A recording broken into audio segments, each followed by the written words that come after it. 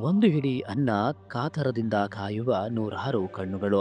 ದೂರದಿಂದ ಕೇಳಿಬರುವ ಆ ಕಾವ್ ಕಾವ್ ಎಂಬ ಶಬ್ದಕ್ಕಾಗಿ ಇಡೀ ಕುಟುಂಬವೇ ಕಾಯುತ್ತಿರುತ್ತದೆ. ಆ ಒಂದು ಶಬ್ದ ಕೇಳಿದ ತಕ್ಷಣ ಎಲ್ಲರ ಮುಖದಲ್ಲೂ ಒಂದು ನಿರಾಳ ಭಾವ. ವೀಕ್ಷಕರೇ ನಮಸ್ತೆ. ನಿತ್ಯಧ್ವನಿಯ ಮತ್ತೊಂದು ವಿಶೇಷವಾದಂತಹ ವಿಡಿಯೋಗೆ ಸ್ವಾಗತ, ಸುಸ್ವಾಗತ. ನಮ್ಮ ಸನಾತನ ಧರ್ಮದ ಪ್ರತಿಯೊಂದು ಆಚರಣೆಯ ಹಿಂದೆ ಒಂದು ವೈಜ್ಞಾನಿಕ ಅಥವಾ ಪೌರಾಣಿಕ ಸತ್ಯ ಅಡಗಿರುತ್ತದೆ. ಅದರಲ್ಲಿ ಅತ್ಯಂತ ಪ್ರಮುಖವಾದದ್ದು ಶ್ರಾದ್ದದ ಸಮಯದಲ್ಲಿ ನಮ್ಮ ಅಗಲಿದ ಹಿರಿಯರು ಕಾಗೆಗಳ ರೂಪದಲ್ಲಿ ಬಂದು ಪಿಂಡವನ್ನ ಸ್ವೀಕರಿಸುತ್ತಾರೆ ಎಂಬ ನಂಬಿಕೆ. ಆದರೆ ಎಂದಾದರೂ ನೀವು ಯೋಚಿಸಿದ್ದೀರಾ?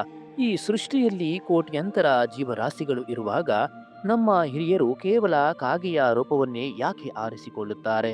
ವೀಕ್ಷಕರೇ, ಇದರ ಹಿಂದಿನ ರಹಸ್ಯವಾದರೂ ಏನು? ವೇದ, ಪುರಾಣ, ಶಾಸ್ತ್ರಗಳಲ್ಲಿ ಇದರ ಬಗ್ಗೆ ಏನು ಹೇಳಲಾಗಿದೆ? ಇಂದು ಈ ನಿಗೂಢ ಪ್ರಶ್ನೆಯ ಉತ್ತರವನ್ನ ಹುಡುಕೋಣ. ನಿತ್ಯಧ್ವನಿಯ ಮಾಹಿತಿಗಳು ಹಾಗೂ ವಿಡಿಯೋಗಳು ನಿಮಗೆ ಇಷ್ಟವಾದರೆ ದಯವಿಟ್ಟು ಲೈಕ್ ಮಾಡಿ, ಕಮೆಂಟ್ ಮಾಡಿ, ಹಾಗೆ ಸಬ್ಸ್ಕ್ರೈಬ್ ಆಗೋದನ್ನ ಮರೆಯಬೇಡಿ. ವೀಕ್ಷಕರೇ, ಈ ಪ್ರಶ್ನೆಗೆ ನೇರವಾದಂತಹ ಉತ್ತರ ಸಿಗುವುದೇ ಗರುಡ ಪುರಾಣದಲ್ಲಿ. ಸಾವಿನ ಅಧಿಪತಿಯಾದ ಯಮಧರ್ಮನು ಕಾಗೆಗಳಿಗೆ ಒಂದು ಅದ್ಭುತವಾದಂತಹ ವರವನ್ನ ನೀಡಿರುತ್ತಾನೆ. ಯಮನು ಹೇಳುತ್ತಾನೆ, ಹೇ ಕಾಗೆಗಳೇ, ಇಂದಿನಿಂದ ಭೂಲೋಕದಲ್ಲಿ ಮನುಷ್ಯರು ತಮ್ಮ ಪಿತೃಗಳಿಗಾಗಿ ಶ್ರದ್ಧೆಯಿಂದ ಅರ್ಪಿಸುವ ಆಹಾರವನ್ನ ನೀವು ಸೇವಿಸಿದರೆ ಆ ಆಹಾರದ ಸೂಕ್ಷ್ಮ ಅಂಶವು ನೇರವಾಗಿ ಪಿತೃಲೋಕದಲ್ಲಿ ಇರುವಂತಹ ಅವರ ಆತ್ಮಗಳಿಗೆ ತಲುಪಿ ಅವರಿಗೆ ವರ್ಷ ಪೂರ್ತಿ ತೃಪ್ತಿಯನ್ನ ಮತ್ತು ಶಕ್ತಿಯನ್ನ ನೀಡುತ್ತದೆ. ಹೌದು ಸ್ನೇಹಿತರೆ, ಈ ವರದಾನದಿಂದಾಗಿ ಕಾಗೆಯು ಕೇವಲ ಒಂದು ಪಕ್ಷಿಯಾಗಿ ಉಳಿಯಲಿಲ್ಲ. ಅದು ಯಮಧರ್ಮನ ಅಧಿಕೃತ ದೂತನಾಗಿ ಭೂಲೋಕ ಮತ್ತು ಪಿತೃಲೋಕದ ನಡುವಿನ ಪವಿತ್ರ ಸೇತುವೆ ಆಯಿತು. ಕಾಗೆ ಪಿಂಡ ಮುಟ್ಟಿದರೆ ಅದಕ್ಕೆ ಯಮನ ಅನುಮೋದನೆ ಸಿಕ್ಕಿದೆ ಅಂತ ಅರ್ಥ. ವೀಕ್ಷಕರೇ, ಕಾಗೆಯ ಮಹತ್ವ ತ್ರೇತಾಯುಗದಲ್ಲಿ ಮತ್ತಷ್ಟು ಹೆಚ್ಚಾಗುತ್ತದೆ. ರಾಮಾಯಣದಲ್ಲಿ ಬರುವಂತಹ ಒಂದು ಪ್ರಸಂಗದ ಪ್ರಕಾರ ದೇವರಾಜ ಇಂದ್ರನ ಮಗ ಜಯಂತ ಶ್ರೀರಾಮನ ಶಕ್ತಿಯನ್ನ ಪರೀಕ್ಷಿಸಲು ಕಾಗೆಯ ರೂಪಧರಿಸಿ ಸೀತಾದೇವಿಯ ಪಾದಕ್ಕೆ ಗಾಯ ಮಾಡುತ್ತಾನೆ. ವೀಕ್ಷಕರೇ, ಇದರಿಂದ ಕುಪಿತನಾದ ಶ್ರೀರಾಮನು ಒಂದು ದರ್ಭೆಯ ಹುಲ್ಲನ್ನ ಮಂತ್ರಿಸಿ ಬ್ರಹ್ಮಾಸ್ತ್ರವಾಗಿ ಪ್ರಯೋಗಿಸುತ್ತಾನೆ. ಮೂರು ಲೋಕ ಅಲೆದರೂ ಜಯಂತನನ್ನ ಯಾರೂ ಕಾಪಾಡುವುದಿಲ್ಲ. ಕೊನೆಗೆ ಶ್ರೀರಾಮನ ಪಾದಕ್ಕೆ ಶರಣಾದಾಗ ರಾಮನು ಅವನ ಒಂದು ಕಣ್ಣನ್ನ ಮಾತ್ರ ತೆಗೆದು ಜೀವದಾನ ಮಾಡುತ್ತಾನೆ. ನಂತರ ಕರುಣಾಮಯನಾದ ಶ್ರೀರಾಮನು ಇಡೀ ಕಾಗೆ ಕುಲಕ್ಕೆ ಒಂದು ವರವನ್ನ ನೀಡುತ್ತಾನೆ.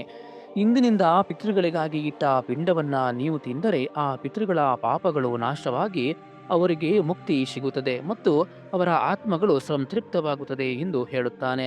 ವೀಕ್ಷಕರೇ, ನೋಡಿದ್ರಲ್ಲ ಯಮನ ವರ ಮತ್ತು ಶ್ರೀರಾಮನ ಆಶೀರ್ವಾದ. ಈ ಎರಡು ಕಾಗೆಗಳನ್ನ ಪಿತೃ ಕಾರ್ಯದಲ್ಲಿ ಅಧಿಪತಿಯಾಗಿ ಹೇಗೆ ಮಾಡಿದೆ ಎಂದು. ವೀಕ್ಷಕರೇ, ಪೌರಾಣಿಕ ಕಾರಣಗಳಷ್ಟೇ ಅಲ್ಲ, ಕಾಗೆಯ ಸ್ವಾಭಾವಿಕ ಗುಣಗಳು ಕೂಡ ಈ ಆಯ್ಕೆಗೆ ಕಾರಣವಾಗಿದೆ. ಮೊದಲನೆಯದಾಗಿ ಭೇದ ಭಾವವಿಲ್ಲದ ಜೀವಿ. ಕಾಗೆ ಶ್ರೀಮಂತ ಬಡವ ಮೇಲು ಕೀಳು ಎಂದು ನೋಡುವುದಿಲ್ಲ. ಎಲ್ಲರ ಮನೆಯಿಂದಲೂ ಆಹಾರ ಸ್ವೀಕರಿಸುತ್ತದೆ. ಆತ್ಮ ಕೂಡ ಇಂತಹ ಲೌಕಿಕ ಭೇದಗಳಿಂದ ಮುಕ್ತವಾಗಿರುತ್ತದೆ. ಇನ್ನು ಎರಡನೆಯದಾಗಿ ಒಗ್ಗಟ್ಟಿನ ಸಂಕೇತ. ಕಾಗೆಗಳು ಯಾವಾಗಲೂ ಒಗ್ಗಟ್ಟಾಗಿ ಬಾಳುತ್ತದೆ. ಆಹಾರವನ್ನ ಹಂಚಿ ತಿನ್ನುತ್ತವೆ. ನಮ್ಮ ಕುಟುಂಬವು ಹೀಗೆ ಒಗ್ಗಟ್ಟಾಗಿರಲಿ ಎಂಬುದೇ ಪಿತೃಗಳ ಆಶಯ. ಇನ್ನು ಮೂರನೆಯದಾಗಿ ತೀಕ್ಷ್ಣವಾದಂತಹ ನೆನಪಿನ ಶಕ್ತಿ. ಕಾಗೆಗೆ ತನ್ನನ್ನು ಅಪಚರಿಸಿದವರು, ಮುನಿಸಿದವರು ದೀರ್ಘಕಾಲ ನೆನಪಿರುತ್ತಾರೆ. ಇದು ಪಿತೃಗಳು ತಮ್ಮ ಕುಟುಂಬವನ್ನ ಮರೆಯುವುದಿಲ್ಲ ಎಂಬುದರ ಸಂಕೇತವಾಗಿದೆ. ವೀಕ್ಷಕರೇ, ಅಷ್ಟೇ ಅಲ್ಲ, ಕಾಗೆಯು ಕರ್ಮಫಲದಾತನಾದ ಶನಿದೇವನ ವಾಹನ. ಪಿತೃಗಳು ತಮ್ಮ ಕರ್ಮಫಲಗಳಿಗೆ ಅನುಗುಣವಾಗಿ ಪಿತೃಲೋಕದಲ್ಲಿ ಇರುತ್ತಾರೆ. ಶನಿದೇವನ ವಾಹನವಾದ ಕಾಗೆಗೆ ಆಹಾರ ನೀಡುವುದರಿಂದ ಪಿತೃಗಳ ಕರ್ಮ ಬಂಧನಗಳು ನಿರ್ವಹಣೆಯಾಗಿ ಅವರಿಗೆ ಸದ್ಗತಿಯು ಪ್ರಾಪ್ತಿ ಆಗುತ್ತದೆ ಎಂಬ ನಂಬಿಕೆಯೂ ಕೂಡ ಇರುವಂಥದ್ದು. ವೀಕ್ಷಕರೇ, ಹಾಗೆಯೇ ಶ್ರಾದ್ದದ ದಿನ ಕಾಗೆ ಬಂದು ಪಿಂಡವನ್ನ ಮುಟ್ಟಿದರೆ ನಮ್ಮ ಹಿರಿಯರೇ ಬಂದು ಸ್ವೀಕರಿಸಿದರು ಅವರು ಸಂತೃಪ್ತರಾಗುತ್ತಾರೆ. ಅವರ ಆಶೀರ್ವಾದ ನಮ್ಮ ಮೇಲಿದೆ ಎಂದು ಭಾವಿಸುತ್ತೇವೆ. ಒಂದು ವೇಳೆ ಕಾಗೆಗಳು ಆಹಾರ ಮುಟ್ಟದಿದ್ದರೆ ಪಿತೃಗಳಿಗೆ ಯಾವುದೋ ಅಸಮಾಧಾನವಿದೆ, ನಮ್ಮ ಪೂಜೆಯಲ್ಲಿ ಏನೋ ಲೋಪವಾಗಿದೆ ಎಂದು ತಿಳಿದು ಹಿರಿಯರಲ್ಲಿ ಕ್ಷಮೆಯಾಚಿಸಿ ಪರಿಹಾರದ ಕ್ರಮವನ್ನ ಕೈಗೊಳ್ಳಲಾಗುತ್ತದೆ.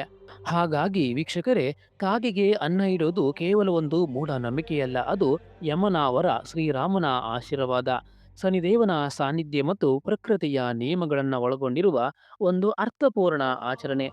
ವೀಕ್ಷಕರೇ, ಇದು ಲೋಕದ ಕಣ್ಣಿಗೆ ಕಾಣುವ ದೃಶ್ಯ, ಕಣ್ಣಿಗೆ ಕಾಣದ ಅದೃಶ್ಯ ಪಿತೃಲೋಕಕ್ಕೆ ಇರುವ ಒಂದು ಪವಿತ್ರ ಸೇತುವೆ. ನಮ್ಮ ಪೂರ್ವಜರ ಮೇಲಿನ ಪ್ರೀತಿ, ಗೌರವ ಮತ್ತು ಕೃತಜ್ಞತೆಯನ್ನ ಸಲ್ಲಿಸುವ ಒಂದು ಸುಂದರ ಮಾರ್ಗ.